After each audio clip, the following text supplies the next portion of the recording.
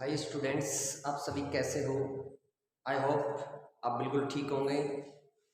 सबसे पहले आपको दिखाई दे रहा होगा सफलता के 3 मंत्र, यानी मैं आपको आज सफलता के वो 3 मंत्र बताने जा रहा हूँ जिनकी सहायता से आप अपने जीवन में सफलताएं हासिल कर सकते हो। इसके लिए आपको ज़्यादा कुछ नहीं करना पड़ेगा। आपके सामने लिखे हुए इन तीनों चीज़ों को, इन तीनों मंत्र को केवल और केवल अपने जीवन में धारण करना होगा। क्या होता है कि हम स्टडी करते हैं बट अपनी इच्छा के अनुसार अपना रिजल्ट नहीं मिल पाता है, तो हम लोग कहीं ना कहीं ये सोचते हैं कि क्या कमी रह गई। आखिर उस कमी को दूर करने के लिए हमें क्या करना होगा। देखिए, सबसे पहले हमारे पास लिखा हुआ है CAA, यानी सी का मतलब होता है कि आप लोगों को स्टडी करते टाइम सबसे पहले ये ध्यान रखना होगा कि कंसिस्टेंसी विद कंसंट्रेशन, यानी हम लोग जब पढ़ाई करें तो कंसिस्टेंसी के साथ में, कंसिस्टेंसी का मतलब होता है एक रूपता, समरूपता, यानी नियमितता के साथ में हम पढ़ाई करें। विद कंसंट्रेशन, कंसंट्रेशन का मतलब होता है ध्यान केंद्रित करके। कंसंट्रेशन का मतलब क्या होता है? ध्यान केंद्रित करके, यानी ध्यान एकाग्रचित करके। हम पढ़ते तो बहुत हैं, कई बार बहुत सारे बच्चे कहते हैं कि सर मैं पढ़ता तो बहुत हूँ लेकिन मुझे याद नहीं होता। मैं पढ़ता तो, कई पेरेंट्स भी हमें बोलते हैं कि सर बच्चा पढ़ता तो है लेकिन फिर भी इसके कम नंबर आते हैं। उसका ये ही कारण है बस कि हम जब भी पढ़ते हैं कंसंट्रेशन के साथ नहीं पढ़ते हैं।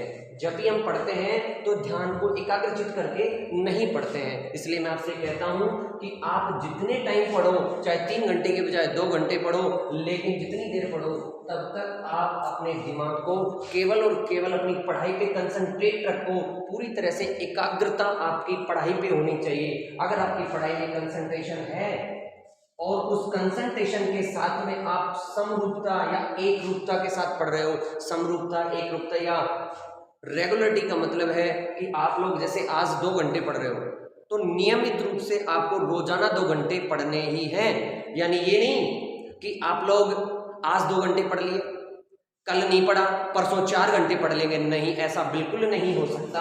आपको रोजाना 2 घंटे पढ़ने हैं तो पढ़ने ही हैं। क्या हम ऐसा कर सकते हैं कि हम रोजाना 4 रोटी खाते हैं, 2 दिन ना खाएं, तीसरे दिन 12 रोटी एक साथ खा ले 3 दिन की? ऐसा हो सकता है क्या? नहीं हो सकता। हमें रोजाना की एनर्जी लेने के लिए रोजाना खाना पड़ता है। उसी प्रकार हमें रोजाना की पढ़ाई रोजाना ही करनी पड़ेगी, और वो भी किसके साथ? कंसंट्रेशन के साथ में, ध्यान केंद्रित करके। हर चीज पे ध्यान केंद्रित करना पड़ता है हमें। बाय द वे, मान लीजिए हम क्रिकेट खेल रहे हैं और हम क्रिकेट खेलते टाइम गेंद आ रही है सामने से और उसको कैच करना चाहते हैं, तो अगर हमारा कंसंट्रेशन उस गेंद के ऊपर नहीं होगा तो वो गेंद हमारे सर पे आके लगेगी। तो वहां भी तो कंसंट्रेशन रखना पड़ता है ना उस गेंद को कैच करने के लिए।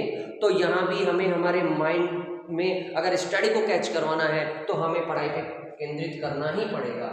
तो सबसे पहला काम क्या करना है आपको? कंसंट्रेशन के साथ में स्टडी करनी है और एक रूपता के साथ यानी नियमितता के साथ में आपको पढ़ाई करनी है। रोजाना पढ़ना है तो पढ़ना है, उसको आप आदत बना लीजिए अपनी कि रोजाना मुझे इतने घंटे पढ़ना है तो पढ़ना है।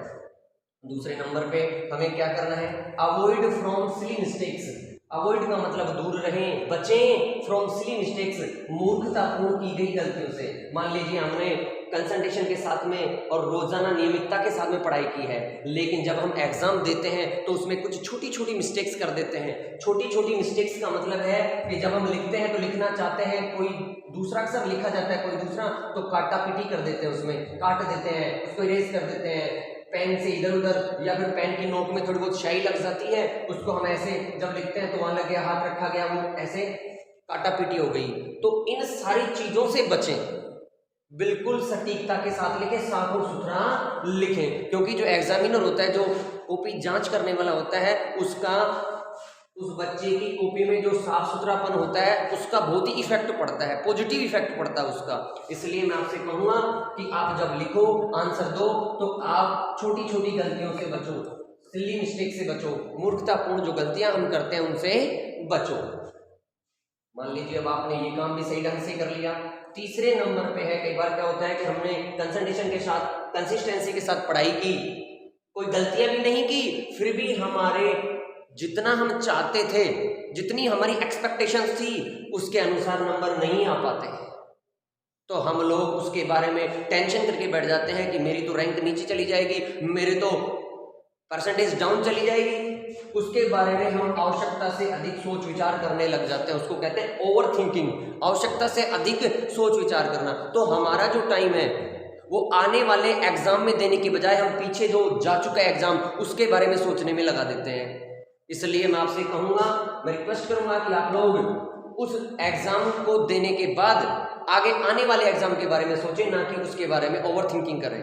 तो हमारा टाइम वेस्ट नहीं होगा और हमारी जो एनर्जी है वो भी आने वाले एग्जाम की तैयारी में लगेगी। जो गलतियां हम कर चुके हैं उन गलतियों को इम्प्रूव करते हुए, सुधारते हुए आगे आने वाले एग्जाम की तैयारी हमें करनी चाहिए। अगर आपने अपने जीवन में अपनी स्टडी में इन 3 चीजों को उतार लिया तो मैं दावे के साथ कह सकता हूं कि आपको सफल होने से कोई नहीं रोक सकता, आप जरूर जीवन में सफल होंगे। इसीलिए मैंने इन तीनों का नाम दिया है सफलता के 3 मंत्र, 3 मंत्र ऑफ सक्सेस, सफलता के 3 मंत्र। और अगर आपको ऐसे ही नई नई ट्रिक्स, नई नई नॉलेज प्राप्त करनी है तो कृपया हमारे YouTube चैनल को सब्सक्राइब करिए, लाइक करिए, बेल आइकन दबाइए।